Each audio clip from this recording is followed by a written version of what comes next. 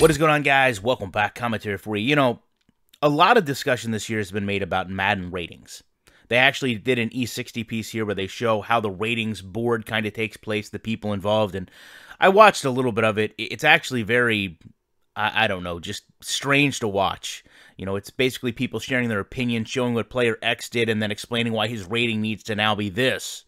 But it's opinion-based. I mean, most years, gameplay and improvements have been the forefront of the Madden conversation. This year, it seems to be ratings. I mean, guys like Marcus, our community, have been using the custom roster option that we begged for years that they finally put in to make rosters that I think more accurately reflect how NFL players are based on stretching the ratings than anything Madden has done. So I wanted to do something a little different and go back and keep that focus on gameplay, on what actually makes the game better, not just arbitrary ratings that people may disagree with. And I wanted to go back and look at this Madden NFL 15 wish list from 2013 and go through this and see if any of these things have actually been resolved over the handful of years that they've had to improve this game. So the first one, players' mash should more accurately be taken into account during tackles and hits.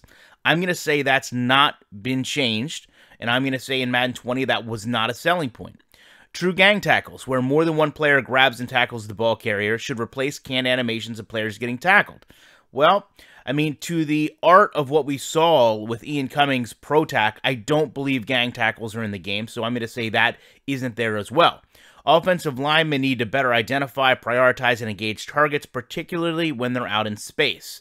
Well, from Madden 15, I will say yes, there has been some improvement, but nothing that would be to the point where it's used as a selling feature. Players need to be more aware of the ball and players around them, especially when it's the ball carrier. Well, as far as players being aware of the ball, I think we've even seen last year in terms of fumble recoveries, that is not accurate. As far as players around them, I would say that's probably not accurate either. We see a lot of times that friendly fire of, especially on an interception, defenders that run into each other and completely cause them to stop getting forward progress and ultimately in tackles. So I'll say, of those big four, maybe one, maybe with the offensive lineman, you could say it has improved to a degree, but certainly not completely resolved. Moving forward, the completion percentage of AI quarterbacks needs to be smoothed out. I think that goes back, in a sense, to the ratings. I've never been a big sim stats guy. I will say at the end of this, they mentioned the variety of missed throws. I don't think we've seen that.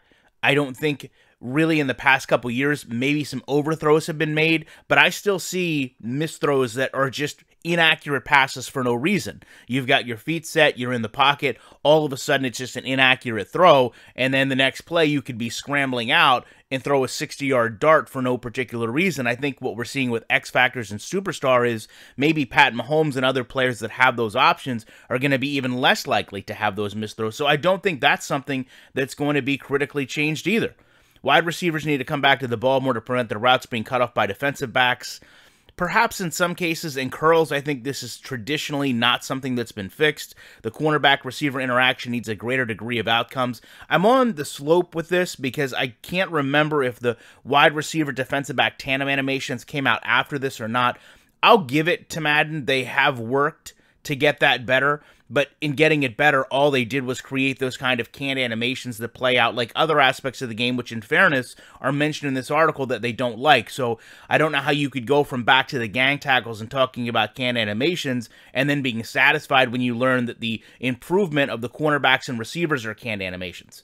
And then the last one here, there needs to be more consistency when your running back is navigating traffic in terms of what they get caught up on and what they automatically navigate around. Again, I'll say this is probably something that's not been resolved. You go back and look at the stumble mechanics that were put in the game, it really doesn't look like they've grown upon them. You still have players that can't move off linemen at times, although they did make a little bit of adjustment where players can kind of work around linemen. You really don't see them using them to help kind of control where defenders are going to go. So I think to me, that's about it. There's not many games you can go back and look at a wish list from 5 years ago and sit there and make a case that maybe 2 of them have been resolved and not even really be compelling in making that case. But today we're talking about ratings for some reason. And I think that's really shifted the focus of what's lacking in this game and what needs to be improved into something that honestly is just not nearly as important as people make it out to be. I'd love to know your thoughts on this. I appreciate you checking it out. I will be back in the week with more commentary.